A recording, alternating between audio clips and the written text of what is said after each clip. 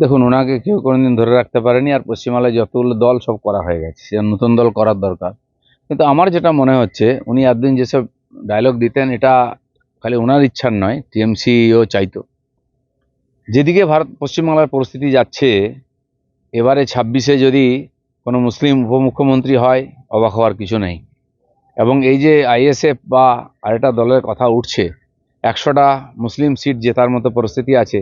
আজকে নতুন দল হবে মুসলিমদের, তারা ডিমান্ড করবে যে আমাদের উপমুখ্যমন্ত্রী চাই, আর পরের বারে বলবে যে মুখ্যমন্ত্রী করবে মুসলিমকে তাকে আমরা সাপোর্ট করব।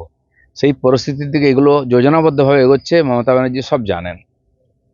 তার মানে বাংলা তো দ্বিতীয় বাংলাদেশ হওয়ার দিকেই এগোচ্ছে। পুরো মমতা ব্যানার্জি, বামপন্থীরা করে দিয়েছিল রাস্তা, উনি তাতে গাড়ি চালিয়ে এগোচ্ছেন। আর আজকে যেগুলো হচ্ছে ঠিক সেই পরিস্থিতি, 46, 47, 1947, 46, সেই সময়ে দেশ ভাগের আগের পরিস্থিতি আবার তৈরি হচ্ছে, মমতা ব্যানার্জি সব জানেন। তার মানে হুমায়ুনের এই আচরণের পেছনে মাস্টার মাইন্ড কি মমতা ব্যানার্জি? আমার সন্দেহ এটা হতে পারে, নাহলে ও কিসের জোরে করছে। সব দল করা হয়ে গেছে, দেখা হয়ে গেছে, এবারে নিজের দল, মুসলিম দল করবেন উনি।